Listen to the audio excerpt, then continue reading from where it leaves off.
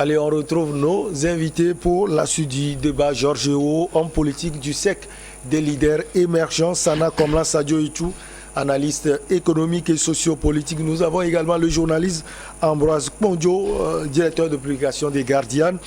On parlait du Mali. On vous retourne la parole, Sana Sadio. Pas d'accord avec la CEDEAO sur un calendrier électoral. Vous avez juste... J'ai dit l'essentiel, mais j'aimerais revenir sur une sortie du président français Emmanuel Macron, mais qui m'a indigné.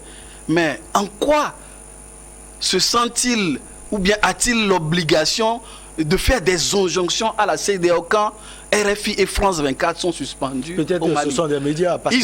Non, le Mali a ses lois. Le Togo aussi a les siennes. J'aimerais qu'il témoigne le minimum de respect aux lois maliennes. Si les médias, ces médias, ont été injustement suspendus, je suis sûr qu'il y a des recours légaux pour les exercer. S'ils ne sont pas contents, nous avons une cour de justice de la CEDEAO qui fait son travail. Je ne vois pas, mais je ne pense pas, et je dis que ce n'est pas au président français de dire à la CEDEAO ce qu'elle doit faire dans ces conditions. Vous ne pensez pas qu'il donne raison à ceux-là qui disent que derrière la CEDEAO, il y a la France? Je ne dirais pas cela parce que je donne dans de pareilles circonstances l'exemple de notre pays, le Togo, qui a subi les mêmes sanctions par rapport à des faits relativement similaires. Le 5 février 2005 jusqu'au 25 février 2005, le Togo a été sous sanction. D'autres pays l'ont connu et ça a produit leur effet. Donc je ne dirais pas, est-ce que c'était sous l'impulsion de la France en ce moment-là que ces sanctions avaient été prises contre le Togo? Pourquoi ne l'avait-on pas dénoncé? Donc j'aimerais que le débat soit objectif. Alors Georges Weah, le Mali propose 2 ans finalement, la CEDEAO 1 an. Pour vous, le bras de fer va continuer? La discussion, moi je ne vais pas l'appeler bras de fer. La discussion, oui. Vous êtes homme politique, on comprend. Le dialogue va continuer. Et je suis très content de la conclusion du patriote. Vous savez, être un analyste, il faut avoir cette vision de la chose politique. Parce que vous savez, comme on le dit dans un proverbe, on dit très souvent que l'homme avisé ou bien l'homme prudent, il voit le mal et se cache. Il voit le mal de très loin et se cache. Mais l'homme imprudent, qu'est-ce qu'il fait? Il rencontre le mal. C'est qu'il a été surpris par la sortie de Macron. Moi, ça ne me surprend pas. Parce que ce que nous sommes en train de dire, c'est ce qu'il n'a pas compris. Il vient de le dire, qu'il ne comprend pas pourquoi quand on parle du Mali, on associe la France. C'est ça, c'est ce que les gens c'est la preuve. C'est ce que les gens avisés ont vu depuis et qui sont en train de dénoncer. En fait, les sorties du président aujourd'hui indignent la jeunesse africaine. Pas seulement par la dernière sortie.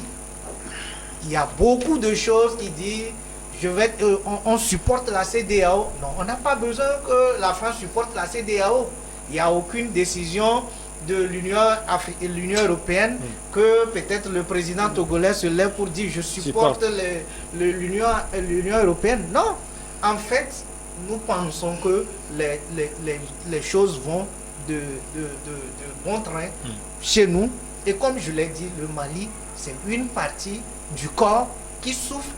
Pas parce que le Mali a été coupable ou bien auteur de ce qui se passe au Mali aujourd'hui.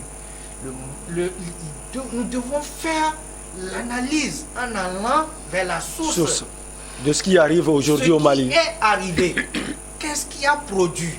Et là, vous savez, quand vous avez endommagé le bien d'une personne et que la personne se démêle, se déplie à l'arranger et que vous pensez qu'il ne l'arrange pas de la bonne manière, il y a quand même de la compassion pour cette personne.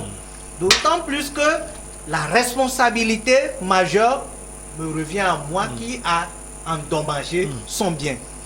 Donc du coup, si je dois parler, je dois porter les gants. La France, pour parler du Mali, doit porter les gants.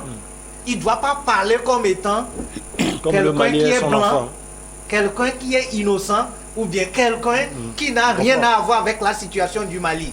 Aujourd'hui, le Mali peut demander réparation.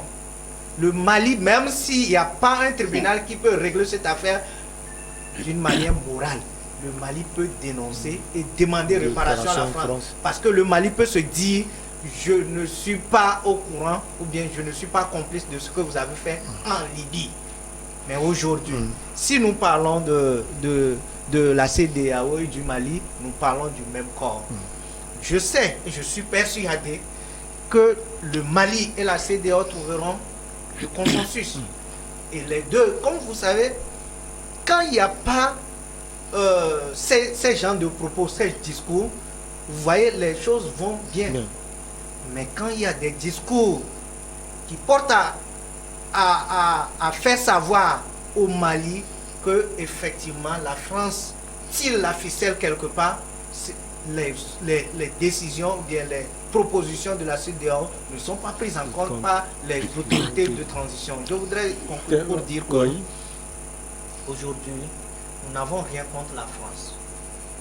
Moi personnellement, je n'ai rien contre la France. Et qu'il est aussi je n'ai rien contre les Français. Mais je dis tout simplement que les autorités françaises qui gèrent le pays doivent savoir une façon de les autorités françaises gèrent le Mali? Non, la France, il veut y a dire. des autorités françaises qui gèrent le pays. Ah, d'accord. Qui gèrent La la France. France. Ah, ok, d'accord. Oui. Qui gèrent la France doivent savoir à un moment donné Comment parler comment être en relation avec l'Afrique. Avec non seulement l'Afrique, avec les autres pays évidemment. Ok, c'est le message passe. Ambroise, finalement, il faut trouver, ça urge de trouver un peu terrain d'entente entre le Mali et la CEDEAO.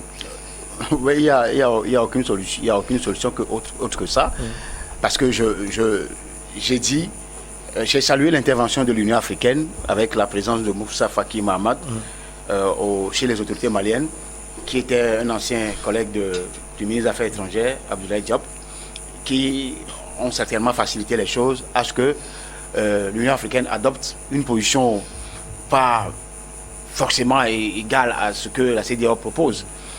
Donc il va falloir choisir le juste milieu. Moi je maintiens tout ce que moi j'ai dit parce que je suis journaliste et un analyste politique à la fois. Je suis l'actualité, j'analyse tous les médias, jusqu'aux médias même anglophones, j'analyse.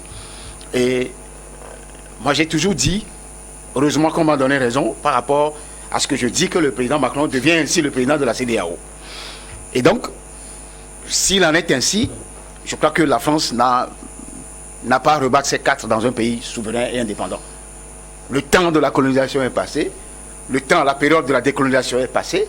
La France confond toujours le temps de De Gaulle surtout la France officielle, ceux qui sont au pouvoir actuellement, depuis Sarkozy jusqu'à aujourd'hui, ils ont toujours confondu la France coloniale, les pays africains coloniaux au stade d'aujourd'hui. Le Mali est indépendant. Je voudrais que le président Macron essaie de saisir ça une fois pour de bon.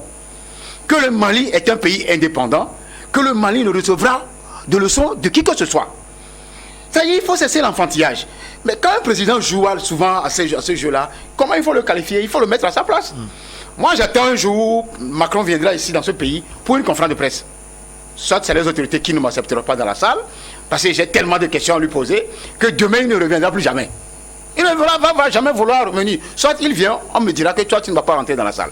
Je sais de quoi je dis, parce que moi je n'ai peur de tous ces gens-là, je n'ai peur d'eux. Parce que tous nous mourrons un jour. Ceux qui s'égosillent, là. Moi je les regarde, je ris. Pour vous dire qu'en réalité, pour terminer, le problème du Mali, c'est un problème géopolitique. C'est un problème de ressources à piller pour le compte de la France. Je ne parle pas des Français. J'accuse aussi un peu les Français, parce que je n'ai jamais accusé les Français. Mais c'est eux qui ont placé les dirigeants-là de toute tendance politique, gauche, droite, extrême. Tous, quand ils vont arriver là, c'est comme il y a une feuille de route qu'ils doivent suivre.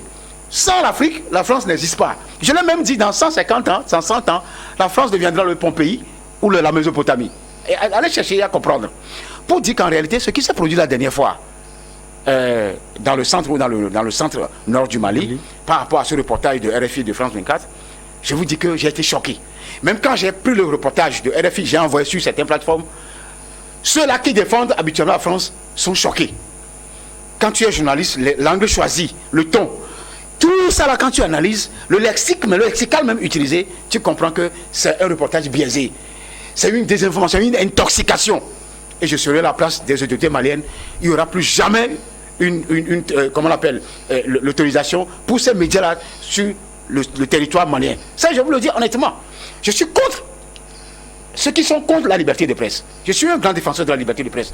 Mais pas à n'importe quel prix. Pas à n'importe quel prix. Mais vous allez sur la BBC à 18h, 6h, midi. Suivez, voici, on va parler encore de l'Ukraine ou de Russie. Mais captez RFI France 24. Ils vous bombardent à longueur de journée, travaillent la psychologie de l'opinion pour pouvoir accepter. Ils appellent même des gens, le Pakistan a dénoncé, pour pouvoir soutenir ce qui se passe. Qui va soutenir quoi? Est-ce que nous, on est concernés? Il dit la famille va arriver en Afrique. Notre aliment de base n'est pas le blé. Il faut qu'ils apprennent à entendre ça pour aujourd'hui. C'est le maïs et le mil, le sorgho. Le blé vient en 3e ou 4e position.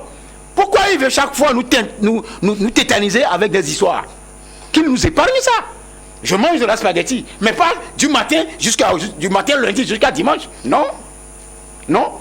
Donc pour vous dire qu'en réalité, la guerre est plus médiatique qu'une guerre de fusil en Occident. Et je vous dis, l'accord de Minsk qui a été signé, pour que l'autre là, l'Ukraine ne rentre pas dans l'OTAN, c'est les États-Unis, la France et autres qui ont violé cet accord-là. Ça, c'est un autre débat sur lequel on reviendra. Mais pour le cas du Mali, parce que les dégâts collatéraux peuvent arriver ici. Je crois fondamentalement que la Centrafrique est passée par là, le Mali est allé, certainement que d'autres pays viendront, le Burkina, je ne sais pas. Si tout le monde peut couper le cordon ombilical avec la France et surtout se déchaîner de ce lien colonial du franc CFA original et revenu à l'écho de la CEDEAO, contrairement à ce que l'autre préfet sous-français de la Côte d'Ivoire et Macron est en train de nous présenter, je vous dis qu'on n'ira pas, on n'ira nulle part. Parce que les peuples sont maintenant matures, les peuples comprennent l'enjeu politique de l'heure et l'enjeu géopolitique. Tôt ou tard, les peuples vont se soulever contre cette manière dont la France est en train de s'immiscer dans les affaires africaines pour pouvoir le débouter définitivement hors du territoire africain. Ça va arriver. Ça va arriver. Allez, on marque la petite pause et on revient pour la suite.